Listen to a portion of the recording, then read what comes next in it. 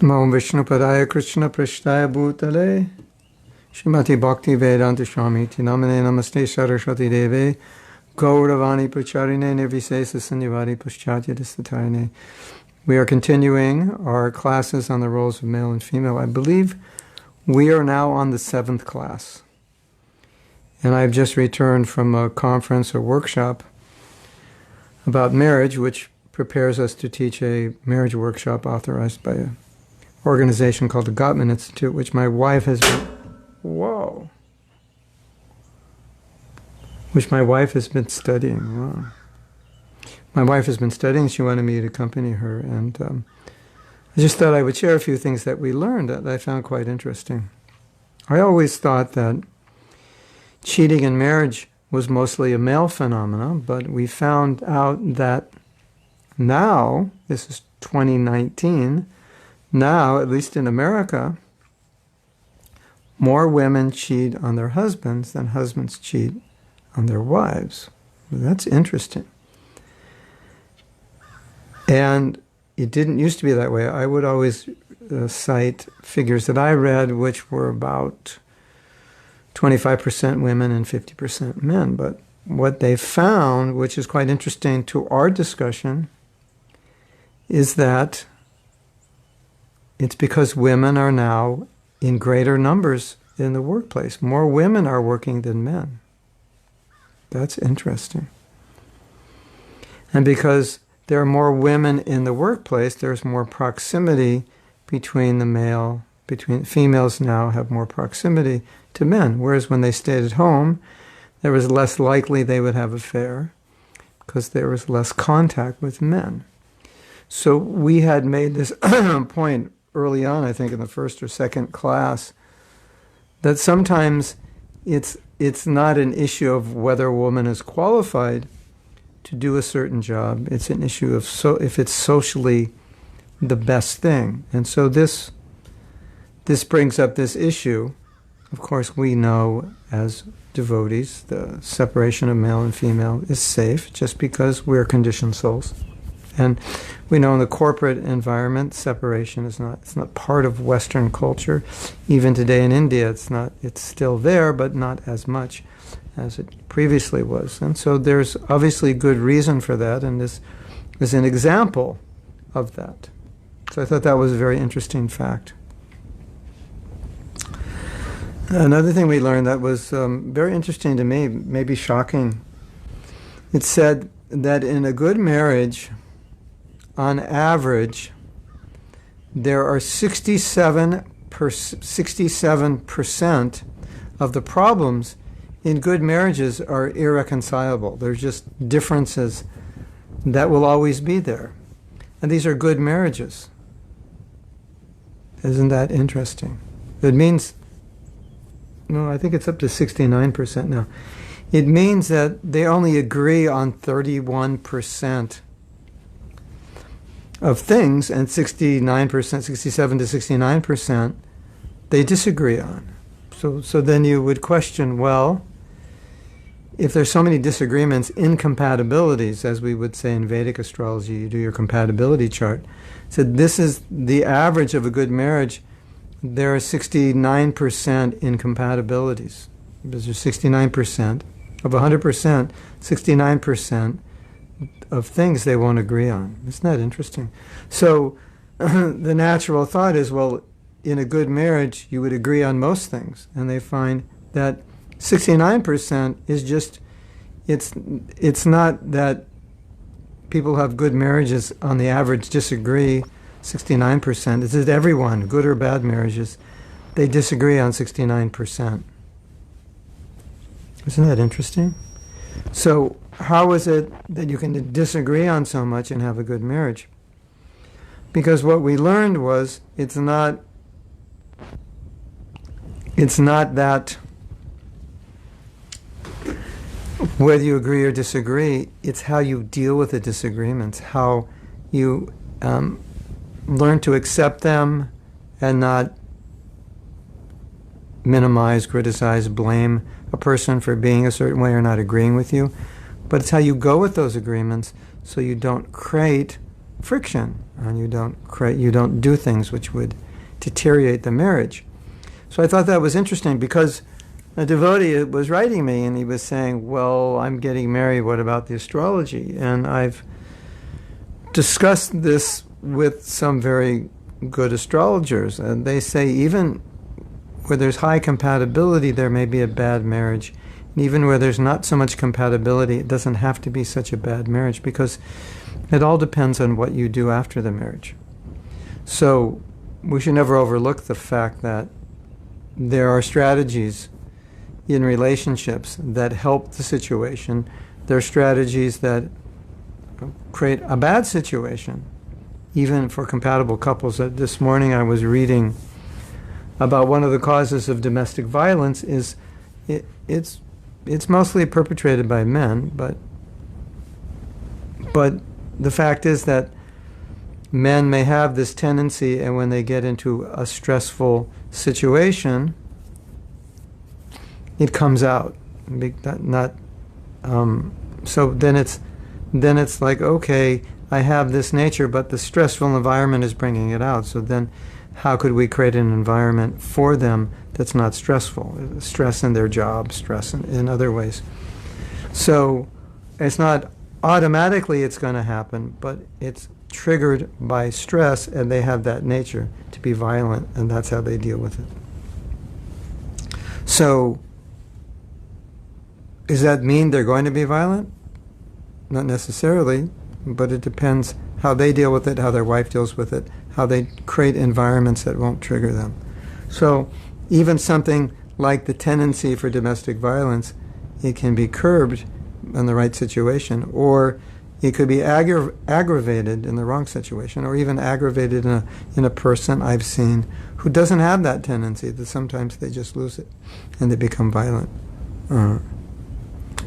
So Bimal is saying men behave badly. Well, we had discussed this before, that if you look at Vedic society, but if you look at any traditional society, it takes this into consideration, that the weakness of the male and the female. And of course, we always say it's the weakness of the male, and generally that's true, but women are also weak, no doubt. And so in traditional societies, they didn't allow men and women to intimately associate in public places as a protection, which would maintain the chastity and solidarity of the marriage.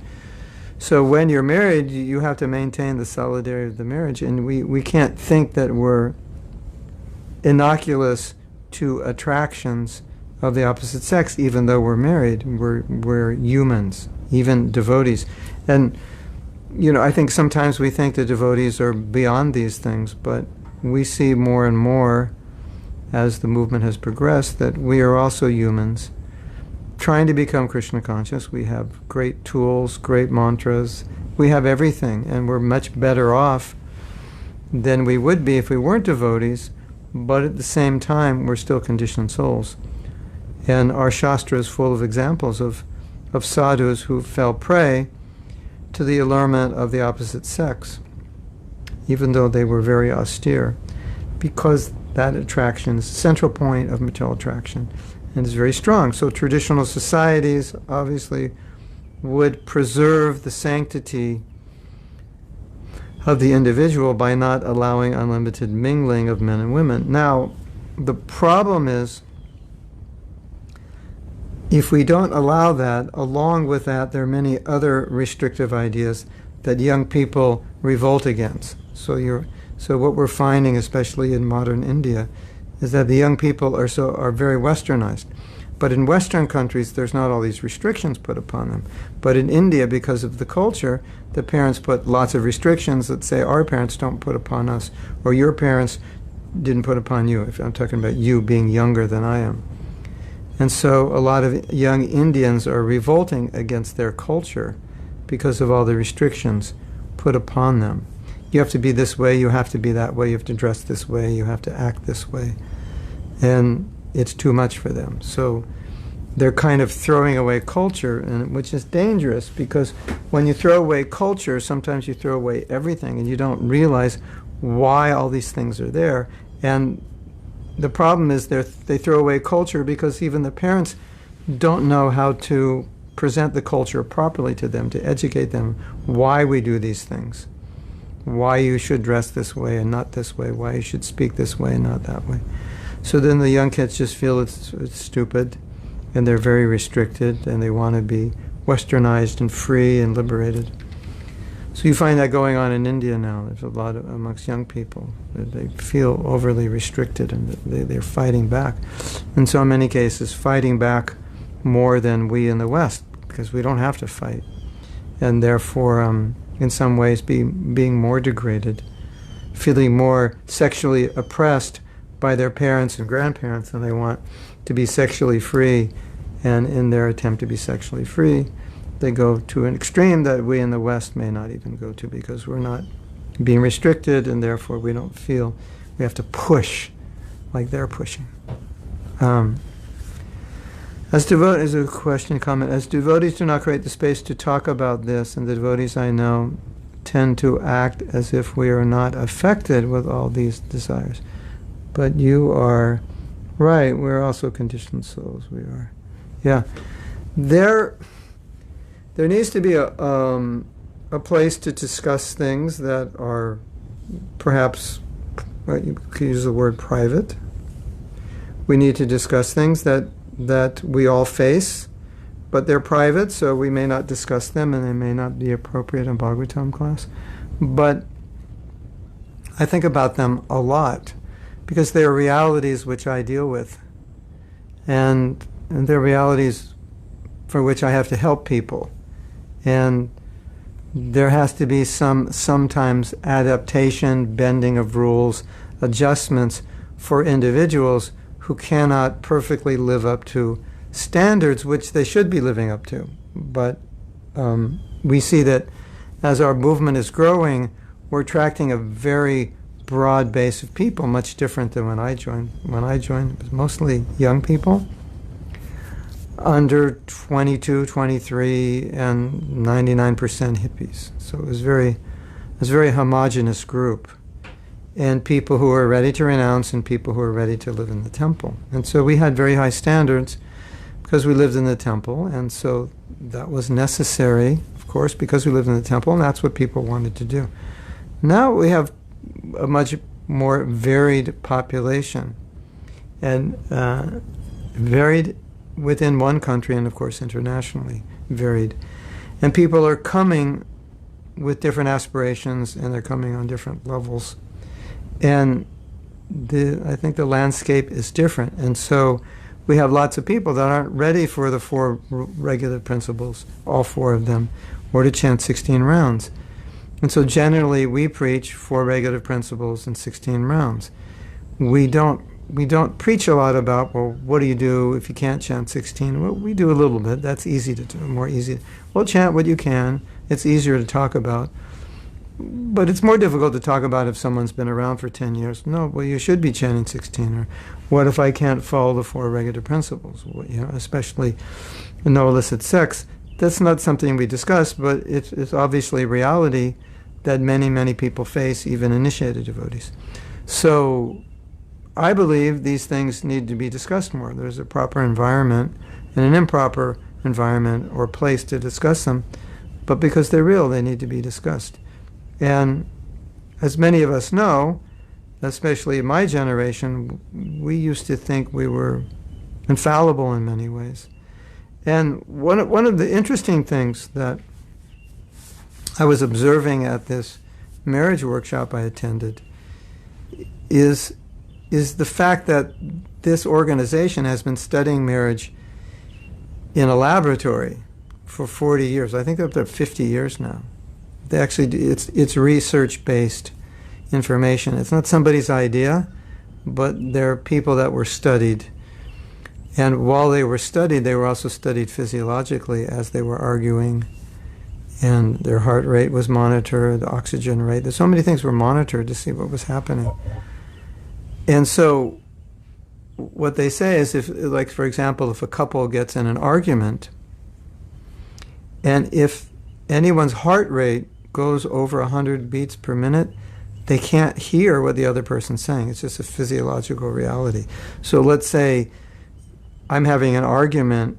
It doesn't have to be with my wife. Let's say I'm having an argument with anyone, and they're upsetting me, or maybe they're making up stories about me, or they're threatening me. And so my adrenaline is now my adrenaline is peaking, and other hormones are being activated and secreting. And so my pulse and heartbeat are increasing. So just a physiological fact that when you get over 100 beats a minute, you can't hear. You shut down. And so they say if you're having a discussion, it's a very interesting point, if you're having a discussion, and they call it flooding, when you're in this physiological state, you have to calm down, because you won't be able to have a discussion, you won't be able to hear, and you won't be rational. So, does that happen to us? Do we get excited? Do we get upset? Yes. I've seen devotees get very excited and upset about issues that are important to them, not because they're bad people, not because they're condemning anyone, but they feel that this is an issue important to ISKCON, and it's not being followed or clarified or understood properly.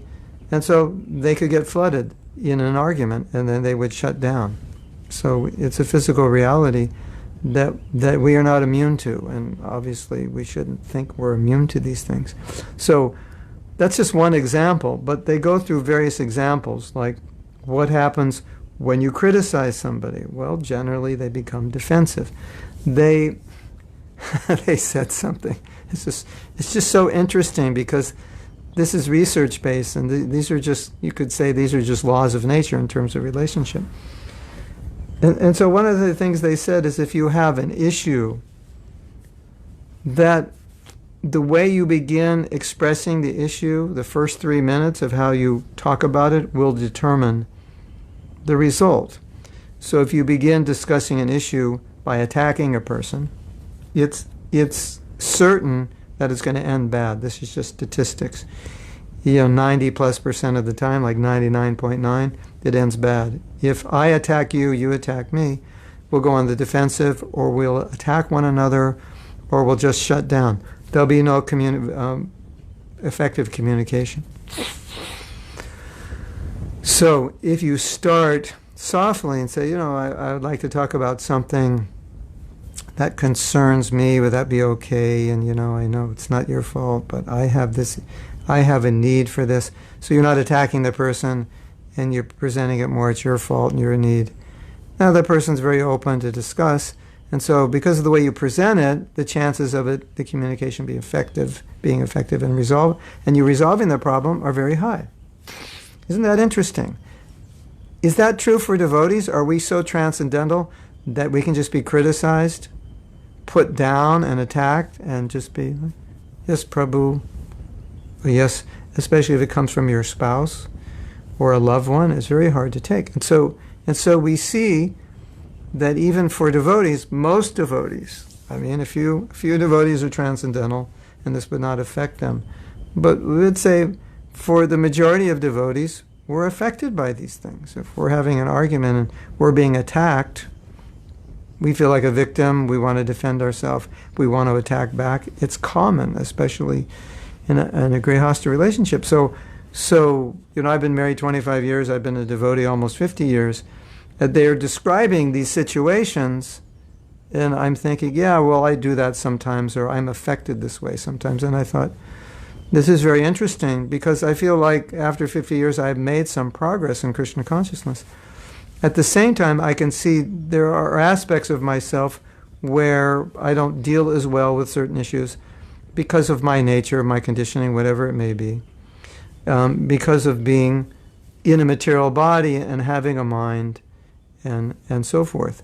And I could say I deal with them better than I did 20, 30, 40 years ago. I'm more Krishna conscious, but until we're completely transcendental, we're affected by these things. And so as we were studying the research, this is how people react in this situation. It's not how some people, how everybody. I could place myself in a similar situation, and in many cases where I wasn't transcendental to these anomalies, I would say, yeah, I would act that way, maybe not to the degree that others would. So these are very human realities. And as I've said before, I think one of the I don't know if you could call it a problem, but it's a reality, that when we're discussing these issues based on Shastra, we're discussing ideals. We're generally not discussing us as much as we're discussing ideals. This is how Devahuti acted, this is how Kardama acted. So obviously you need ideals. They set the example. This is the role models. These are our role models. This is how we should follow. But you also need the role models of people who are trying to follow, who aren't able to follow perfectly, which is more where we're at, which is one of the reasons it's not discussed so much, because we have in Bhagavatam, of course you have examples of people who don't follow, but generally they're considered to be non-devotees or demoniac or whatever, and we maybe don't always relate to them because we write them off. Oh, well, he's a non-devotee, so that's how he reacts that way. But the reality is we fall somewhere in between. There's the ideal, and in some ways we live the ideal, in some ways we live more like the materialistic person, and so we're on a continuum trying to become ideal. And so many of our discussions in Krishna consciousness are about the ideal, but they're not discussions about what we're dealing with, which is why it's so important. And as I said, sometimes in Bhagavatam class, some things are not appropriate, but they're realities that we deal with, and often devotees wonder, well, what's right in this situation? Because I know what's right up here, but I'm caught in the middle, and I can't do this, so what's right here?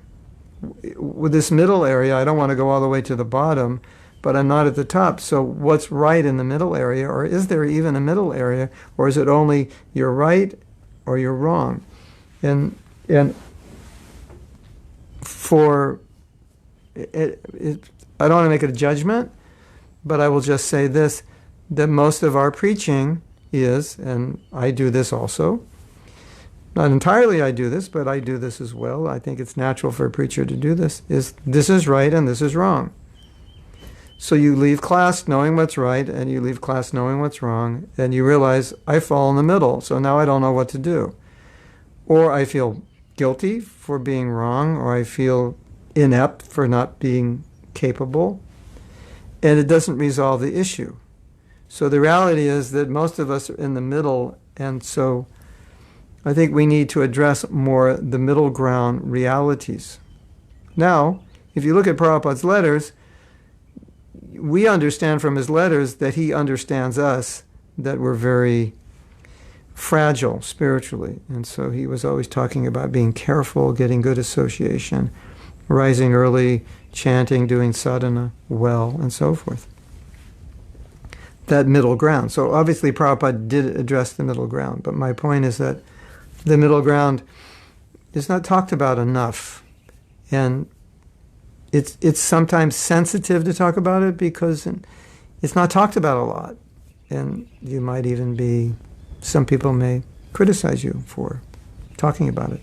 But there are realities that I think as devotees we need to be aware of. I mentioned, it may have been last week or I think last Saturday I mentioned that just in reading what we've been reading, and we're going to read it after this long introduction, just in reading Vishaka's article, some people will criticize me because I'm reading something that Vishaka Devi Dasi wrote, and some people, a more conservative or traditional group of devotees who I feel may be somewhat uninformed about Vishaka's Prabhu's position, is that I'll be malaligned by reading something that she wrote, because they will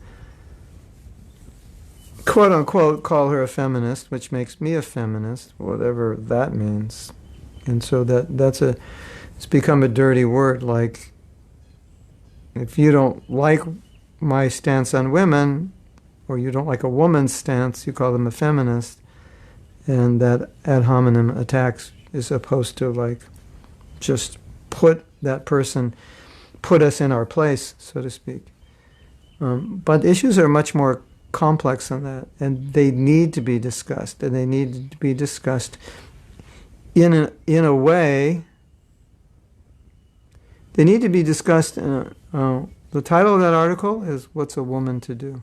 They need to be discussed in a way where we're trying to understand the issue and in an open environment so that we can discuss without feeling we're going to be attacked or labeled a liberal, a conservative, a feminist, a chauvinist, misogynist, or whatever. But we need to discuss it because we're all looking at Prabhupada's books and we're reading the same thing and we're trying to understand what Prabhupada wants of us. But the reality is that after reading Prabhupada's books, some people become seemingly more like feminist. Some men become more like misogynistic, it's seemingly. I doubt that they're misogynist, and I doubt that the women are feminist. I think the men want to preserve, the misogynists, so-called, want to preserve a very chaste and pure culture, and the so-called feminists want to give opportunity to women, both of which Prabhupada wants. So these things are necessary to discuss because these are things that women and men will face in ISKCON. A more sensitive issue is the issue of no illicit sex, because as I said, we have a standard, and this is the standard that Prabhupada gave us.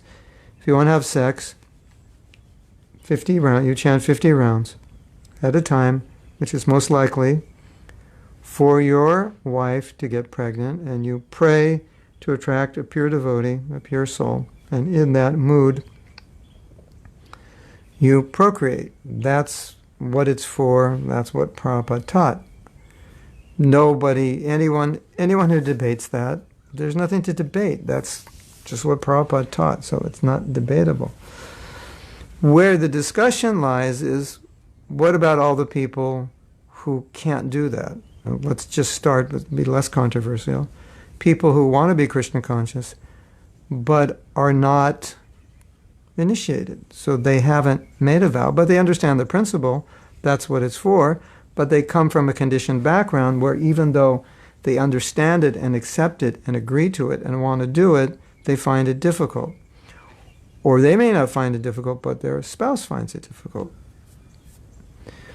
Where's that discussion? That's the gap in the middle between illicit sex and no illicit sex. That's a discussion that I think is extremely important because the vast number of members of devotees are congregational.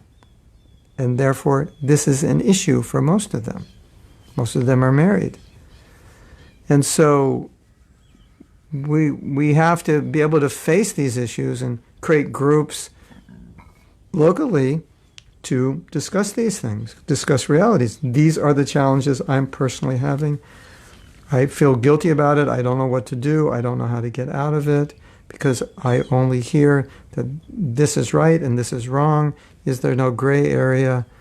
How do we deal with that? So I'm not making any opinions on this particular topic, only an observation.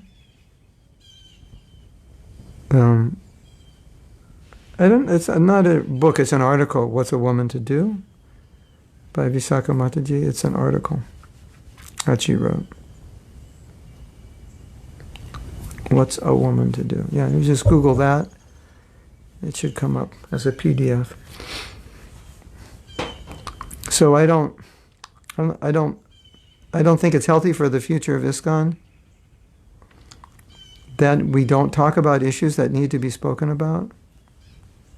I know here in Alachua there's men's groups and women's groups, and because a lot of issues are not talked about publicly, perhaps it's inappropriate, or perhaps the discussion would not go well, and we reserve the classes. Classes must be very shastric, and sometimes these discussions need the freedom to just look at an issue without having in the moment to adhere to Shastra, just to explore and say, well, what about this idea? But in a Bhagavatam class, it's not, what about this idea? It's like, this is the idea. This is what Shastra says. But the application side of it is, okay, I know what Shastra says, but we have a problem here. or we have statistics here. If we were to do statistical research in ISKCON, how many devotees got initiated are still devotees? How many devotees who got initiated are chanting 16 rounds? How many are following the regular principles? How many principles are they following? To what degree are they, if we looked at statistics like that, we would have a different picture of reality. Maybe not a different picture, but a more exact picture of reality with which to have such discussions and say, okay, this is the reality. We can't make believe the reality is the way it is in the books. It may not be that way for many, many devotees. And so how do we deal with the existing reality? How do we navigate this? What are we to do to make this work better? How to help? So these kinds of discussions are necessary. And, obviously this is a public forum, so I limit the discussion. I limit my opinions, as I don't want to give my opinion as absolute. My opinions are more to the degree of, here's what's happening. These are reasons why these things are happening. These are things we can do to prevent it, and we need to discuss this more. We need to look at this more. So I was actually thinking about statistics like this because I'm on a group that has the opportunity to give feedback to the GBC and pass resolutions. To actually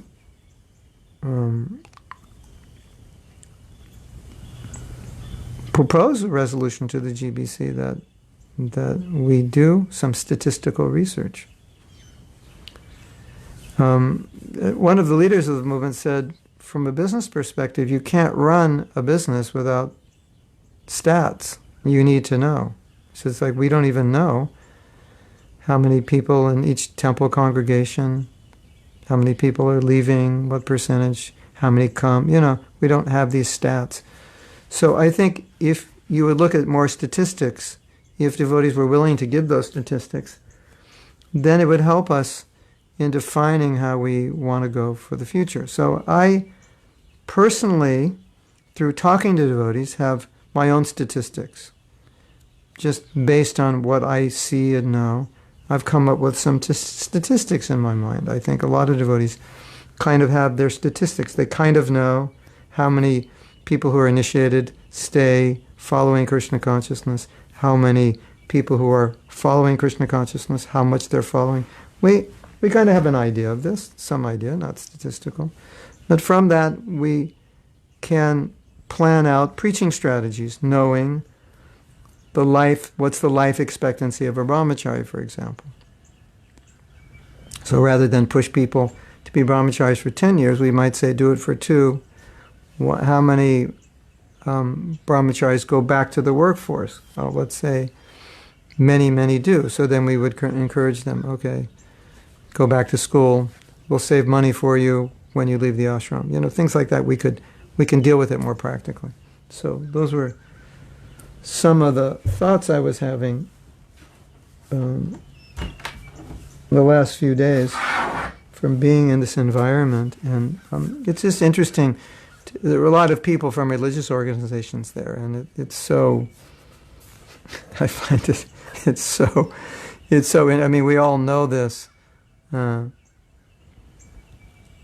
We all know this, but it's so interesting that people from religious organizations would be coming to a marriage workshop to help people in their congregation. This is, Islam, Christian, Jewish, Baha'i, everybody's coming because in religious organizations we have everything figured out and we have principles, and therefore, in theory, we shouldn't, or you could even be more blind to say, we don't have marital problems. But I remember from the early days of my joining ISKCON, it was like everyone had marital problems, almost. It's like we had no idea. So we had an idea how to do sadhana, how to preach, but in terms of that aspect of our lives, we had no idea. And so it's just nice to admit that even though one is evolving spiritually, on the emotional relationship level, they may be very inadequate, and that their spiritual advancement doesn't always coincide with their emotional development or their ability or desire to have a good marriage. And to take that responsibility seriously, which Prabhupada wanted us to do. So it's just interesting to observe that. You already know this, right? But to observe that and just confirm it, to be at a seminar with 150 people there, mostly therapists and religious leaders. And there's religious leaders learning how to help their congregation. Actually, the two facilitators, when they started teaching what they learned, they've been doing this for, now they're leaders in the organization, they started teaching in their churches.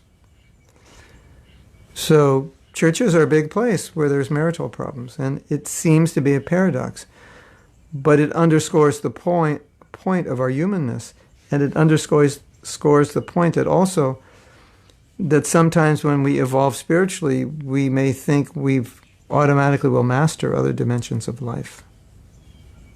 So there's a lot of comments here about hiding, and that has really sparked some comments. So I want to read these comments. This is interesting, you know. It's it helps me to know what sparks your interest, because that means, you know, it's hitting a chord of reality. Okay.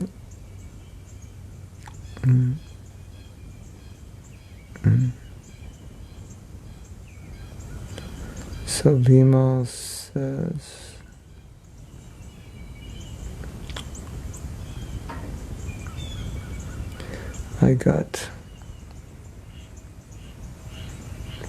thank you for being open about this, as devotees do not create the space to talk about this, and the devotees I know tend to act as if we are not affected with all these desires, but you are right, we are also conditioned. You know, we're not better than others. We're better than others because we have Prabhupada and we have Bhagavatam, the holy name. But it doesn't mean we act better than others in every aspect of our life. And as you know, in some aspects of our lives, we don't act well because we're still encased in a body. In some areas of our life, our parents might be more ethical, more committed than we are. But on the spiritual side, of course, we're better off. But it doesn't mean that materially, automatically, we're better off. And I think we think that way. At least in our immature years we did. Why can't we have a program of training for the devotees so we can train them so they don't restrict? Instead, they open up and share. Yeah, well, that's what I do in my seminars.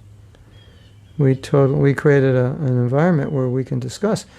We do that in any seminar, whether it's forgiveness, even japa, anything. Okay, let's talk about our japa. You like admit if you watch television while you chant japa, just admit it, talk about it. It's okay. We're humans, we do that. Or have you ever, yelled at someone while you're chanting japa? Yeah.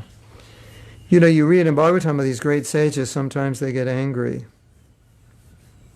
The anger and sexual desire and envy. And these are really, really strong pushings.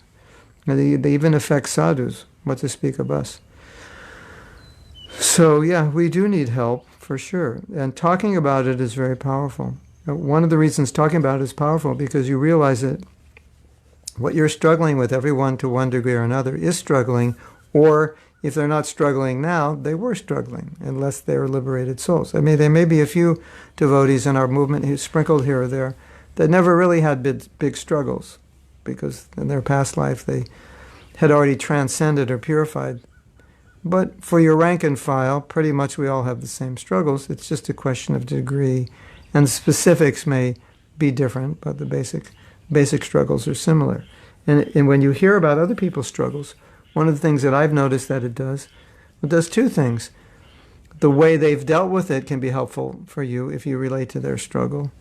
And secondly, it doesn't make you feel like there's anything especially wrong with you because you hear that so many other people have the same struggles. Like, okay, I thought I was especially troubled. No, I'm not. Everybody has this trouble. So that's nice to hear. I mean, you don't want other people to suffer, but it's comforting to know that this is a universal problem. And sometimes we think it's not. It's just our problem.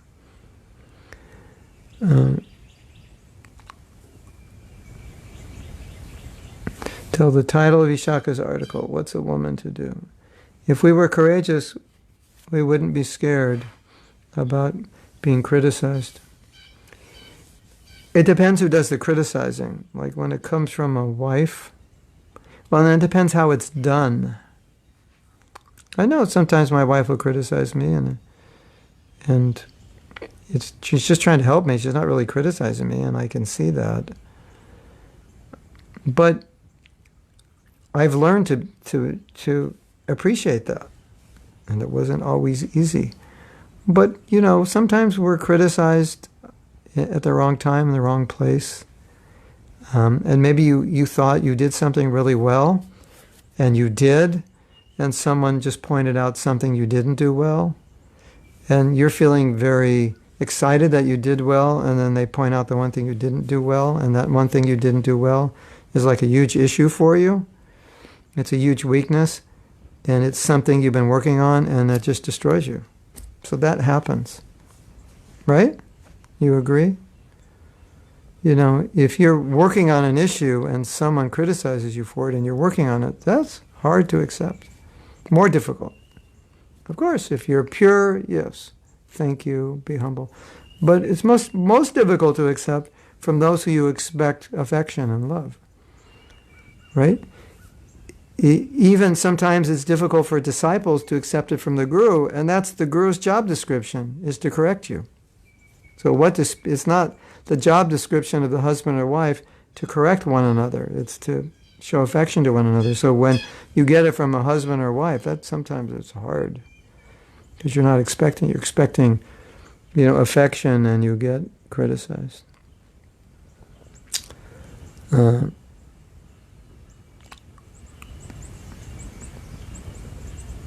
So she came up with a link if you want to see in the comments. I haven't even got to start to read it yet. Female wants to create a group. Create a men's group. Yeah, I think it's important to isolate the things that we have the most difficulty with and discuss how to deal with it and how to be a good devotee and how to be chaste to Prabhupada and ISKCON when you're not able to perfectly follow. Of course, if you're not initiated, you have more leeway. It's more difficult when you're initiated because then you vowed to follow. And you need to know what you're vowing to do, and you need to be committed to that.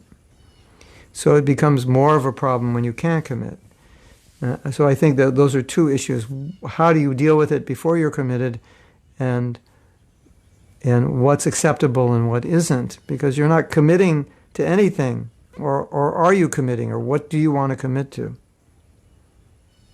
And what is laudable to commit to and what isn't? Bhima wants to handle the statistics. So maybe I'll think about this a little more, about asking the movement to do a survey. Maybe they've done it. I have to find out. I'll find out. Satya Rupa came up with a link on Krishna.com. BML, I said I was afraid to speak about something. Yeah. So BML makes a point. If you don't have the statistics, then you're hiding the truth because you don't know. And some people are optimistic, so they see everything in a positive way. Some people are pessimistic, so they tend to see things in a negative way. So those aren't statistics. Those are just subjective views. Oh, everything's bad, or we don't have any problem. Everything's good. Everyone's happy. My personal experience is everyone has problems. And if I give people time to talk openly with me, so many problems will come out. Even amongst good devotees. That's the nature of this world. There's problems. And we're trying to extricate ourselves from material entanglement. And that's not easy.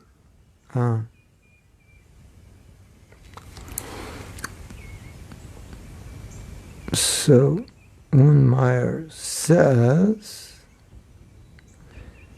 is it true that in our community we can confuse devotional principles, details? Of course. It seems most of the time we tend to argue over issues that depend on time and circumstance, and where there isn't just one answer. Yeah. I would say that would be, depends on the issue you're arguing on. It depends on who's arguing. Depends on the stakes. But your point is well taken. Yeah. No, I find it interesting how adaptable Prabhupada was, and at the same time how strict he was. He knew how to balance both. So that's really the art that we all face. How to be strict, but how to balance and adapt to time, place, circumstance, and also adapt to your own self of what you are capable of. And when I say what you're capable of, you may be capable of much more than you think you're capable of, or you may be trying for much more than you are capable of, and you keep falling flat on your face, and you become discouraged, and you start feeling like you want to give up. So to know what you're capable of, to know where you're at, to know what's practical. Like I tell the story often that when I was a young devotee, like after a devotee for a couple of years, Prabhupada started giving sannyas, and I became very attracted to that lifestyle. It just seemed like, I think for many of us, it just seemed like, well, sannyas was like what we should all do, because sannyas meant just giving yourself totally to the service of Prabhupada. You'd have no other obligation. You wouldn't have to work. And in those days, sannyasis didn't manage, so you would just travel and preach and inspire devotees, give classes, give lectures in universities, like that. Later on, sannyasis managed. But generally, sannyasis preached, or they managed brahmacharis or sankirtan parties. So for many of us who were married very young, I think I was 21 when I first got married, 22 max, probably 21, that's kind of young. At least for me, I was 21, I was not very mature. And so we came from this position of being fully engaged in devotional service. Then we got married, and that limited the amount of time and energy we could put into devotional service. And then we're putting a lot of time and energy into the relationship, into the home, and so forth. So then we would look at that and say, well, wouldn't it be better just to put all my energy into preaching and have no need to put energy into grihastha life? Yeah, well, you're supposed to think that way before you get married, not after. But a lot of us thought that way. And so we wanted to take sannyas, but we weren't really qualified. So we had this dilemma of like, here's the ideal of what we want to do, but then you have to make adjustments according to, well, what can you do realistically? What can you achieve?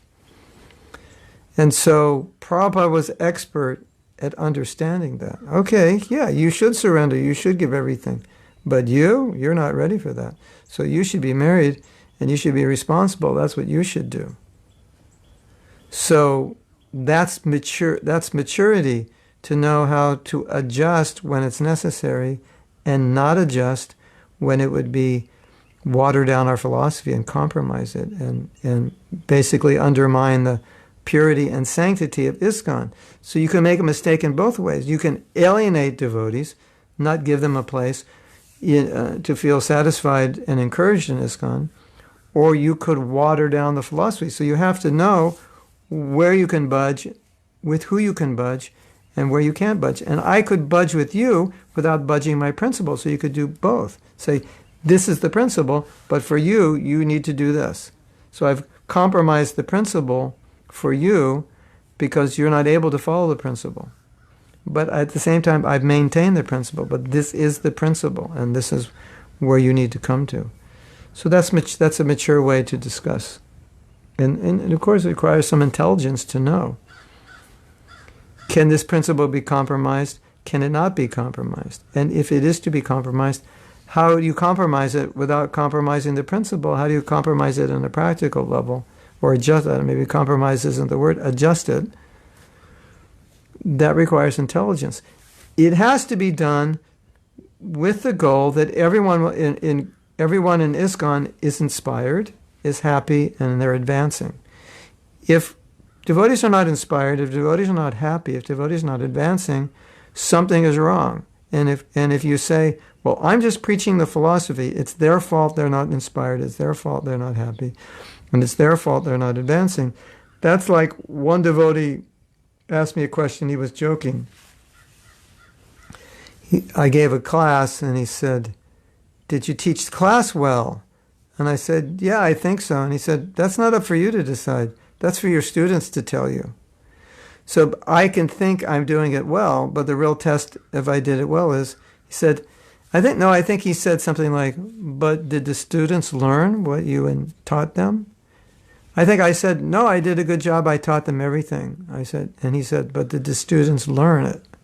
He says, that's the test of you being a good teacher. Not that you taught it, but that the students learn it. So I think that's an important reality. Look at the reality of ISKCON. Look at the reality of devotees. Are they happy? Are they inspired? If yes, okay, you're doing the right thing. If not, even though you're preaching the philosophy, something's not being applied properly. Something's not being understood properly. Something's not being related properly.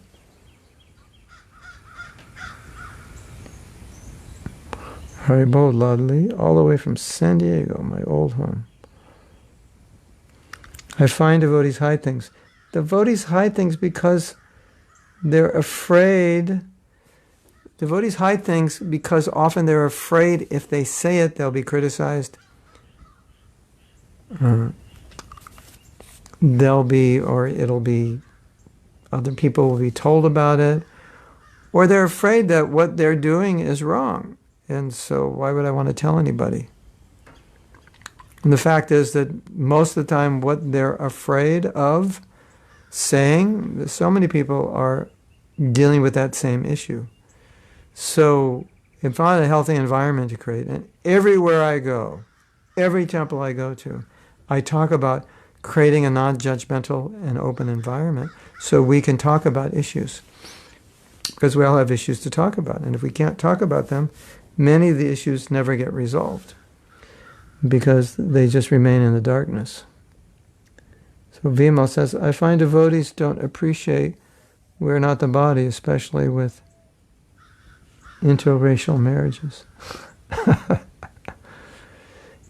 It's very difficult to realize we're not the body. I mean, like the problem, this is a whole other topic, but the problem that every one of us faces is we have books that say, this is true. And we say, yeah, that makes sense.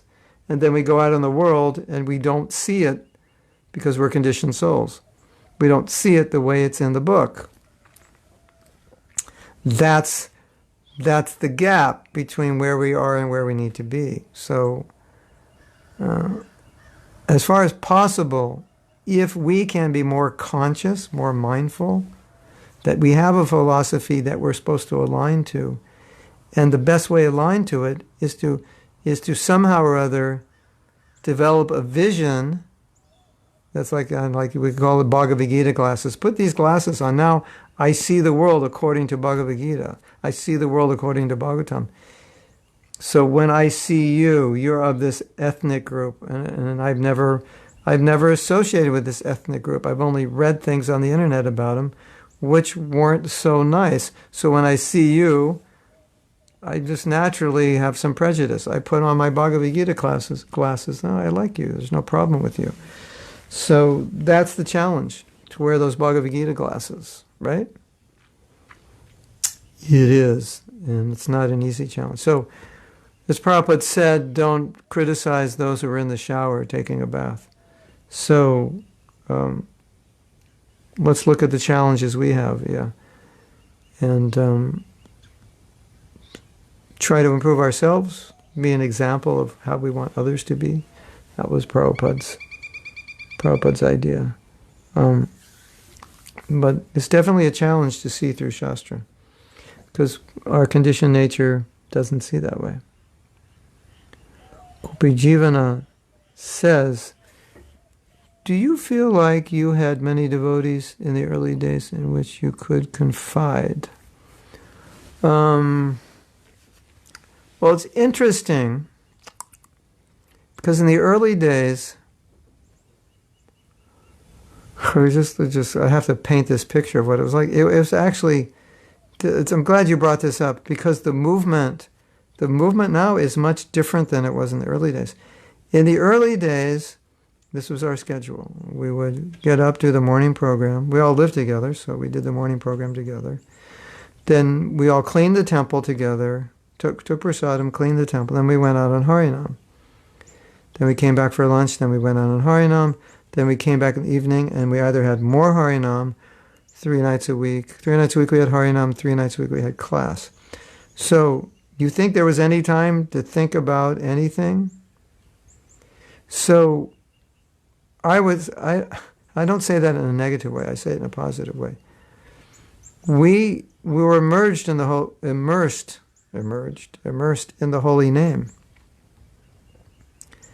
And so by saying we didn't have time to think about these things, I would rather rephrase and said these things were not issues. They were issues, but they weren't issues. I mean, they were issues, but they didn't come up because we were just chanting all the time. Like I was a hippie in the most liberal city in America. So free love, drugs, that was just like breakfast for us, right? So then I become a devotee. And so, okay, now it's celibacy, rising early, and so forth. And so when I look back at it and I think, well, did I have trouble being celibate? And I said, well, I did have trouble being celibate before I was a devotee. I wanted to be. At a certain point, I thought it would be a good idea. And so then I became celibate as a devotee. And if I think of those years, those early years when we're like doing Harinam, and I don't remember having any problems. I really don't. I think the first memories of those kinds of problems probably were doing parking lots during the day, book distribution, and 98% women.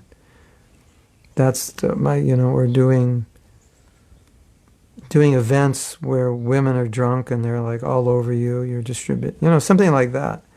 But in those days, these problems didn't come to mind generally.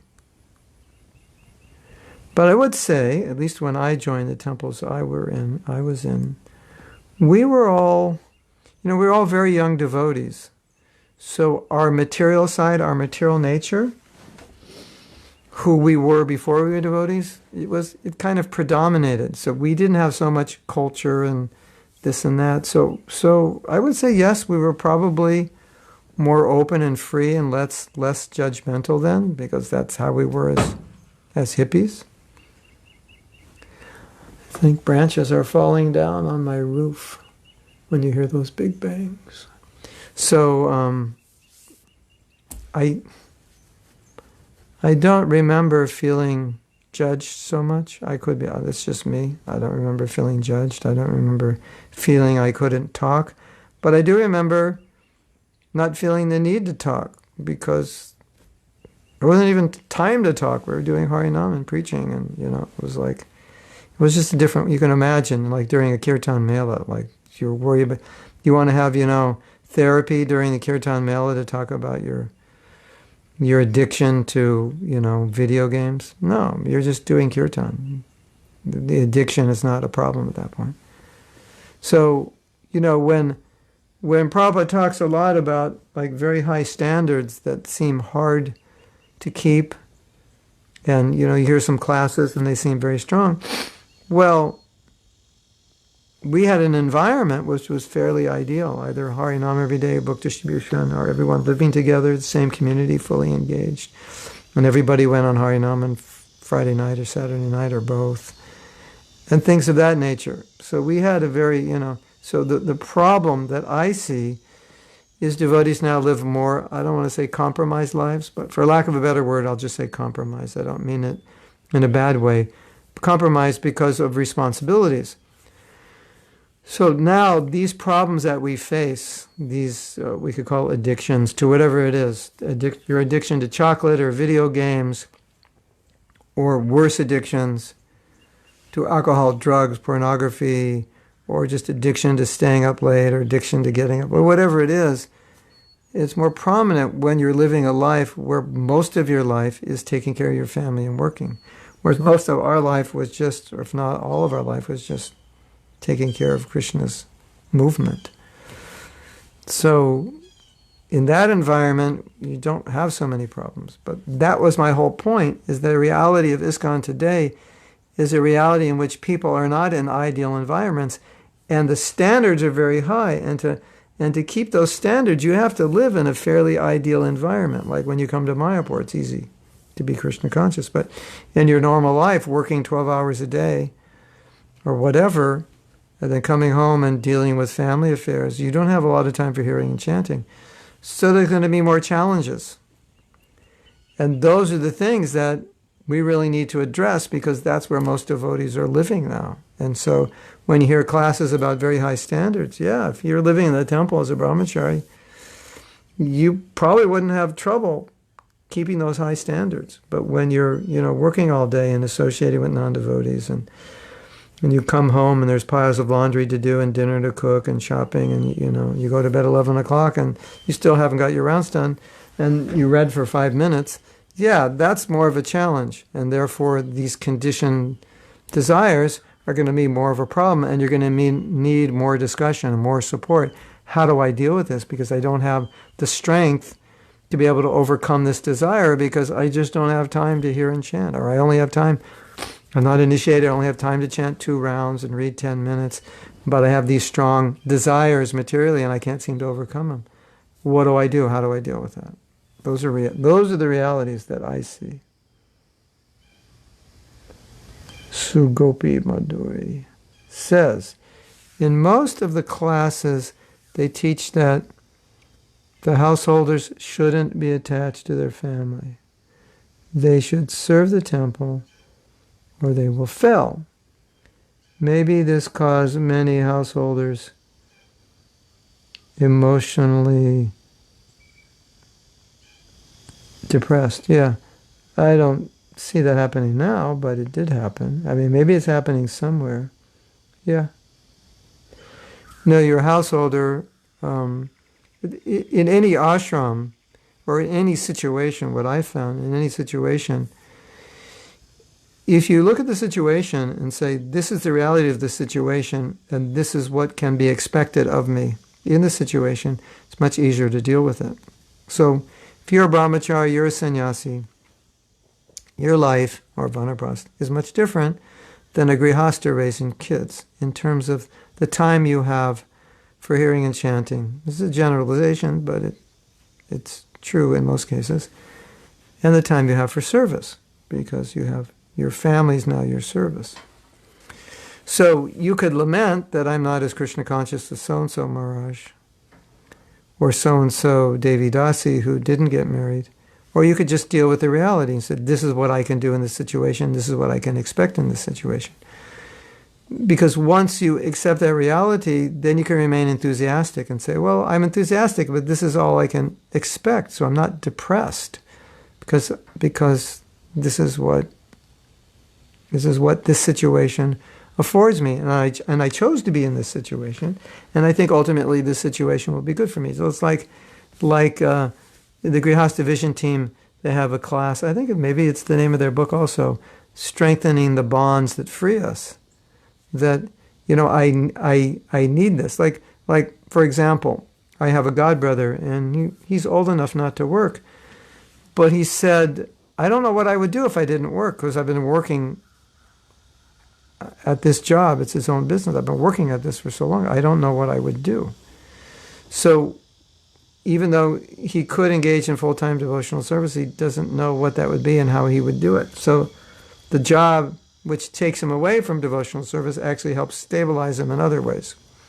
The family which takes you away from devotional service actually helps stabilize you in other ways. So you have to see it in that way. Otherwise, you become depressed. Oh, my family's taking me away from Krishna consciousness. No, but your family's protecting you as well, right? That makes sense? If it doesn't, let me know.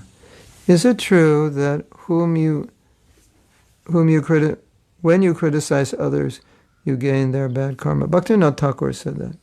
And the person you're criticizing gets your pious credits. Bhaktivinoda Thakur said that.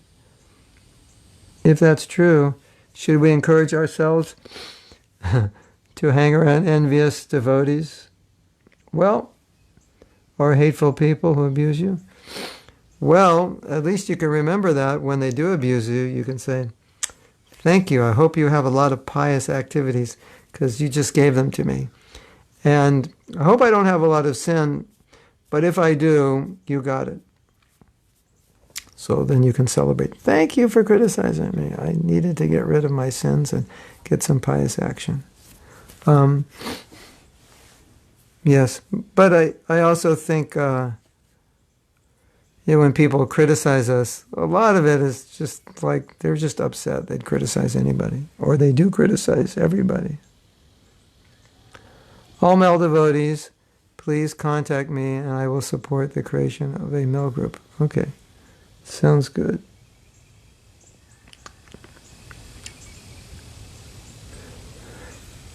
I wish devotees would get to know their nature and be honest with themselves and be a person of integrity and do some self-development and transform habits. Yes. You get to know yourself, which means you get to know your nature, your limitations, your abilities, your needs, and so forth. And then the key is, whatever it is, accept it and work with it rather than look at it and say, oh, this is horrible, and become discouraged. In other words, it's too late to become discouraged because you already are who you are. So you want to, it's like we're playing cards and you look at what was been handed to you and you say, I don't like this. You say, well, you might not like it, but play the game as best you can because this is what you've been dealt with. So we have a physical body and a certain nature and certain abilities and disabilities and certain desires and addictions and attractions and things we don't like. And it's just the hand we've been dealt with. So you have to know the hand to be able to play it. You have to know the game to be able to play it. But if you make the mistake of becoming discouraged or depressed by who you are, then you're not going to be able to play the game properly and not be able to become better. I was reading all of Prabhupada's letters to his female disciples that are available online, and a big part of that is marriages fell apart. What I found really scary was the fact that the majority of the marriages wanted to take sannyas. That was the early days. Wait. Because the men weren't fulfilling their responsibilities. Very few marriages ended because of the husband wanted to take sannyas. Yeah. The same idea. It's the same principle that we're fully engaged and we get married and we see that we have so many other responsibilities. And also, it's not, working out a relationship with the opposite sex and living with them is not an easy thing. And it takes a lot of work, and not everybody's really into doing that. And when you're not into doing it, then it becomes worse. And so I think a lot of us as young devotees just wanted the marriage to work without any effort and just kind of wanted our wives to leave us alone and just let us do service. And it required a lot of effort and energy on our part that we weren't willing to give. As I always say, I've always observed that with anything, you have to put energy into it. And if you don't put energy into it, you don't get the result. So many men didn't want to put the energy into marriage. They didn't think it was worth it, or they didn't think that's what they were supposed to do. It was their duty. So they didn't put the energy in, and the marriage just started degrading. And they just thought, well, it's my wife's fault because she's not submissive, or she's not doing what I say. And why do I have to do anything? I'm the husband. She's just supposed to. She's just supposed to do whatever I want her to do. So whatever problem is her fault, and I don't have to put any energy. She has to put the energy to be able to follow me and just accept me. So that mood was there. And woman's world is different than men's world. So also when men got around woman's world, they might start to think, well, I don't really like this world, because this world is more concerned about eating and sleeping and what to wear and security, and the men don't care as much about it. So there are a lot of things. It was just it was being unrealistic. So if you like I said, if you enter an ashram or any situation, you're realistic about it, and you know what to expect and what's required of you, then you can do it. But we weren't realistic. We didn't know what to expect. What tips can you have to be celibate? Stay away from everything that disturbs you sexually. The environment and community is so important, yeah. And how to be celibate? Whoa, just tolerate it.